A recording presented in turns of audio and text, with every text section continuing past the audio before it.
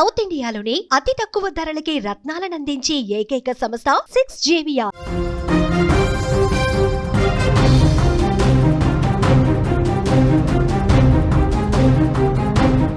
తుని ఘటన నిందితుడు నారాయణ కొడుకు సంచలనమైనటువంటి వ్యాఖ్యలు చేశాడు. నా తండ్రి చేసిన దానికి తగిన శాస్తే జరిగిందని చెప్పాడు. నా తండ్రి చేసిన తప్పుకు ఇప్పుడు మేము శిక్ష అనుభవిస్తున్నామని చెప్పాడు.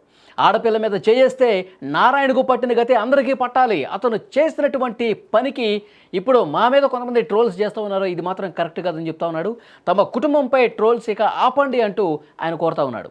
మనందరికీ తెలుసు, రాష్ట్ర వ్యాప్తంగా కూడా తీవ్ర సంచలనమైంది. తునిలో ఒక బాలికకు సంబంధించి నారాయణ తాత వయసున్నటువంటి నారాయణ మనవరాలు వయసున్నటువంటి ఆ బాలికతో చేసినటువంటి ఆ దారుణ ఘటన మొత్తం రాష్ట్రం మొత్తం ఒక అగ్నిగోళంలాగా ఈ వార్త అనేది వ్యాపించినటువంటి పరిస్థితి.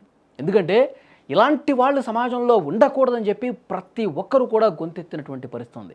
ఆ తర్వాత అతనికి స్థానికులు, కుటుంబ సభ్యులు దేశశుద్ధి చేయడం, తర్వాత పోలీసులు అరెస్ట్ చేయడం, తర్వాత కోర్టుకు తీసుకెళ్తున్న క్రమంలో అతను చెరువులో దూకేసి సూసైడ్ చేసుకున్న పరిస్థితి. కాబట్టి ఆ స్థానిక చెరువులో అతని మృతదేహం లభ్యం అయిన తర్వాత అతని మరణ వార్త విన్న తర్వాత కుటుంబ సభ్యులు కొంత కన్నీరు పెట్టుకున్నారు. వాళ్ళ కూతురైతే ఇది సోషల్ మీడియాలో ఎందుకు ట్రోల్ చేస్తూ ఉన్నారు, మా తండ్రిని ఆ విధంగా మీరు సోషల్ మీడియాలో పెడతా ఉన్నారు, ఇది కరెక్ట్ కాదని చెప్పి ఆమె కొంత బాధతో, ఆమె కొంత ఆగ్రహం వ్యక్తం చేసినప్పుడు కూడా తండ్రి చనిపోయినప్పుడు కాబట్టి కూతురుగా బాధ ఉంటుంది. అలాగే కొడుకు కూడా రియాక్ట్ అయ్యాడు ఈ కేసుకు సంబంధించి. ఆ కొడుకు కూడా మాట్లాడాడు. కూతురు వర్షన్ ఆ విధంగా ఉంటే కొడుకు మాత్రం చాలా స్పష్టంగా, కొడుకు కోడలు ఇద్దరూ కూడా ప్రెస్ మీట్ పెట్టి చాలా స్పష్టంగా చెప్తా ఉన్నారు, తన తండ్రి చేసింది తప్పు, తన తండ్రి చేసిన దానికి తగిన శాస్తి అయితే జరిగింది, దానివల్ల తాము శిక్ష ఇప్పుడు అనుభవిస్తున్నాం అంటూ కొడుకు సురేష్ చెప్పినటువంటి పరిస్థితి.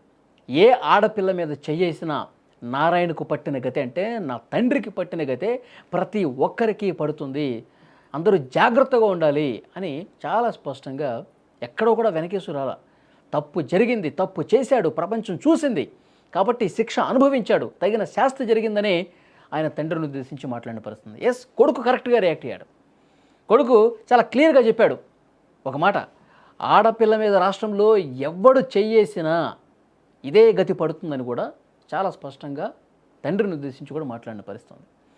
కాబట్టి రాష్ట్రంలో ఇలాంటి దుర్మార్గులు ఎవరైతే ఉన్నారో నారాయణ లాంటి వాళ్ళు, సో వాళ్ళకి ఏ గతి పడుతుంది, ఎంత సీరియస్గా యాక్షన్స్ ఉంటాయి ఈ ప్రభుత్వంలో అన్నది కూడా చాలా స్పష్టంగా. ఎందుకంటే పోక్సో యాక్ట్ పెట్టేశారు, మళ్ళీ బెయిల్ రాదనమాట. మైనర్ బాలిక మీద ఈ విధంగా చేస్తే ఇంత దారుణంగా శిక్షలు ఉంటాయి, ప్రపంచం ఇంత దారుణంగా వాళ్ళని చూస్తుంది, నీచంగా చూస్తుంది అన్న విషయం వాళ్ళకి తెలిసి రావాలి. ఇప్పుడు నారాయణ ఘటన ఒక ఉదాహరణగా నిలిచింది. ఎవడన్నా సరే ఒక అమ్మాయి మీద చెయ్యి వేయాలంటే గజగజ వణికిపోవాల్సిన పరిస్థితి వస్తుంది.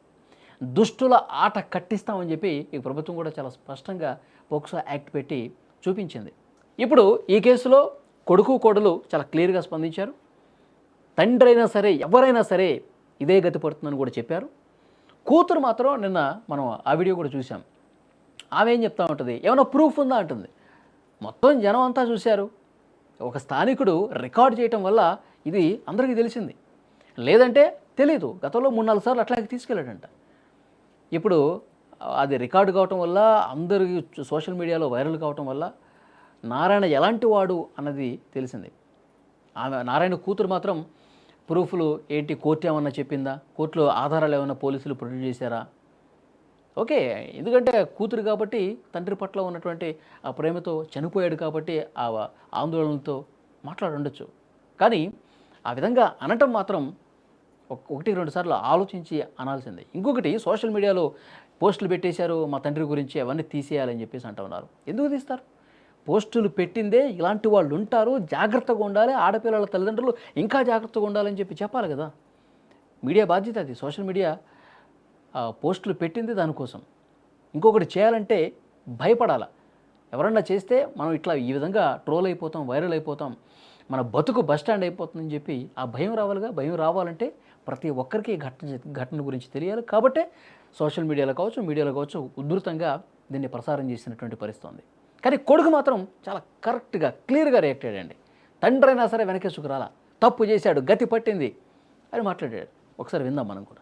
కొంచెం బాధాకరం అయినా సరే గవర్నమెంట్ చేసింది ఏంటంటే చాలా కరెక్ట్. ఇదే విషయం ఏంటంటే ఇదే పని ఏ ఆడపిల్లకి జరిగినా సరే ఇలాగే చేయాలని నేను కోరుకుంటున్నాను. కానీ ఏంటంటే మా ఫ్యామిలీ పరంగా కొన్ని ట్రోల్స్ వచ్చాయి. ఆడపిల్లలు ఎవరైనా ఆడపిల్లండి, మరి ఆడపిల్ల అన్యాయం జరిగినప్పుడు మా ఇంట్లో ఆడవాళ్ళు ఏం చేశారండి? ప్రతి ఫోటో చిన్న అదే పిల్లవని లేదు, చెల్లెని లేదు, అందరికీ కూడా పెట్టి చాలా ఇబ్బంది పెట్టారు. దానివల్ల మేము చాలా మానసికంగా గురి అవుతున్నాం. సార్ లోకేష్ గారు మా నాన్నగారు ఏదో అయిపోయారు, ఆయన తప్పుకి ఏదో ఆయన ప్రత్యక్షం గురయ్యారు. కానీ మరి మా ఆడవాళ్ళు కూడా సేమ్ అదే పరిస్థితి ఎదురైతే అండి ఈ ట్రోల్స్ వల్ల దీనికి ఎవరు బాధ్యులు అవుతారు సార్? మరి మీరు వాళ్ళపైన కఠిన చర్య తీసుకుంటారా లేదండి? మాకు కావాలి సార్, వాళ్ళ మీద మీరు చర్య తీసుకోవాలని మేము డిమాండ్ చేస్తున్నాం సార్. ప్రతి ఒక్క ఆడపిల్ల లైఫ్ లోనూ కూడా ఇలాంటి ఎదవలు ఎవరో ఒకరు ఉంటారు. అలాంటప్పుడు వాళ్ళందరికీ కూడా ఎదురెళ్లాలని నేను కోరుకుంటున్నాను. ఇదే ప్రతి ఒక్క విషయంలో ఆడపిల్ల జోలికి ర్యాగింగ్ చేసిన, ఒక ఆడపిల్ల మీద చెయ్యేసిన ప్రతి ఒక్కడికి ఇదే జరగాలని చెప్పేసి నేను మనస్ఫూర్తిగా కోరుకుంటున్నాను సార్. నాకు ఈ ఒక్క న్యాయం చేయండి. నా ఫ్యామిలీని రోడ్డుకి లాగేశారు సార్. నా చిన్న పిల్లలతో పాటు మమ్మల్ని ట్రోల్ చేస్తూనే ఉన్నారు. ఆ వీడియోలు పెట్టిన వాళ్ళ మీద, మా మీద ఎవరైతే దుష్ప్రచారాలు చేస్తున్నారో ప్రతి ఒక్కరి మీద కూడా మీరు కఠినమైన చర్యలు తీసుకుంటారని నేను మిమ్మల్ని బ్రతులాడుతున్నాను సార్. ఒకవేళ మేము స్క్రోల్ చేసి ప్రతి ఒక్కరికి చెప్తున్నాను, నా వీడియో కానీ నా పిల్లల వీడియో కానీ బయటకు వచ్చిందా నేను అసలు మర్యాదగా ఊరుకోని. నేను ఇది రిక్వెస్ట్ పెట్టుకునేది ఏంటంటే, నేను మన సుపీరియర్స్ పైన చంద్రబాబు నాయుడు గారికి, పవన్ కళ్యాణ్ గారికి, మా నాన్న లోకేష్ అన్న గారికి మాత్రమే నా విన్నపాన్ని నేను విలపించుకుంటున్నాను. అంతవరకునే